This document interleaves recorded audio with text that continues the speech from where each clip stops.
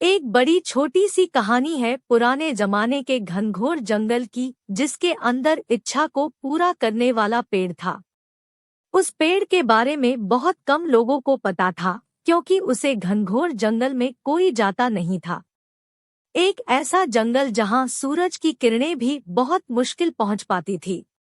एक बार एक कलाकार वहां से निकल रहा था और उसे उस पेड़ के बारे में कोई अंदाजा नहीं था।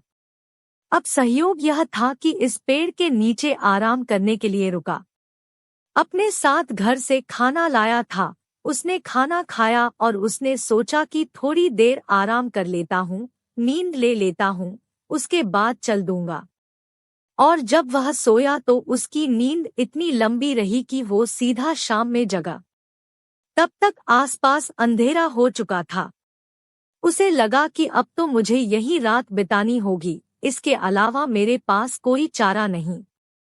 फिर उसको भूख लगा और उसके दिल में एक इच्छा जागृत हुआ कि कहीं से खाना मिल जाता तो मैं पेट भर कर खा लेता।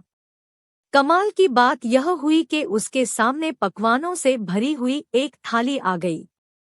उसे बहुत भूख लग रही थी, इसलिए उसने ज्यादा सोचा नहीं, चुपचाप खाने लग गया और भरपेट उसने खाने का मजा लिया। एक से बढ़कर एक पकवान थे।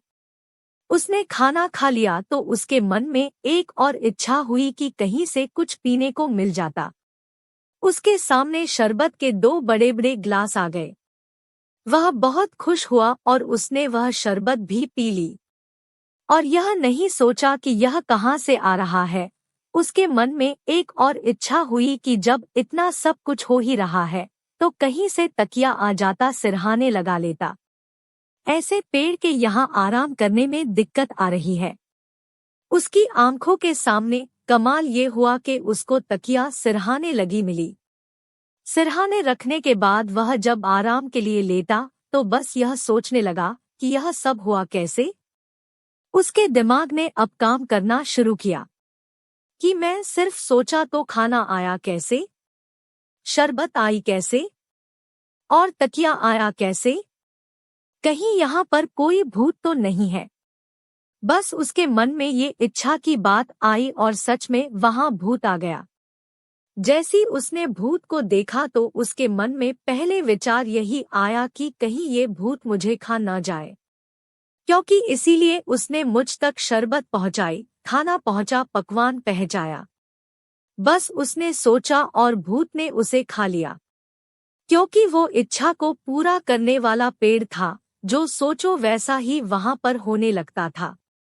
यह कहानी उस कलाकार की, उस इच्छा को पूरा करने वाला पेड़ की और उस जंगल की नहीं, बल्कि आपकी और हमारी है। हमारा दिमाग इस दुनिया का सबसे बड़ा इच्छा को पूरा करने वाला पेड़ है। लेकिन कमाल की बात यह है कि हम हमेशा नेगेटिव सोचते हैं और वैसा ही घटने लगता है। बारिश हो रही होती है और हम यह सोचते हैं कि कहीं बीमार ना पड़ जाए और फिर बीमार पड़ जाते हैं। जब हमारा व्यापार शुरू करते हैं, बिजनेस शुरू करते हैं, तो मन में थॉट आता है कि कहीं घाटा ना हो जाए। घाटा ना हो जाए, घाटा भी होने लग जाता है। नौकरी में जाते हैं तो सोचते हैं कहीं आज बॉस ना डांट दे, और बॉस डांटना भी लगता है। हम हमेशा उल्टा ही सोच रहे होते हैं। सोचते हैं कि कहीं बच्चा ना गिर जाए, बच्चा गिर जाता है, उसे लग जाती है। जीवन में जैसा सोचेंगे, यह इच्छाओं को पूरा करने वाला पेड़ जो कि आपका ब्रेन है, यह अवचेतन मन उन्हें सारी चीजों को पूरा करने में जुड़ जाएगा। इसकी सारी शक्ति आपकी सोच को जागृत करने में, उसको साकार करने में जुड़ जाएगी। इसीलिए छोटी सी कहानी का सार यह कहता है, जैसा सोचोगे वैसा पाओगे। इसलिए सोचना पॉजिटिविटी के साथ शुरू कीजिए, वरना जीवन में आपका इच्छाओं को पूरा करने वाला पेड़ एक भूत को लेकर आएगा और वह भूत आपको खा जाएगा।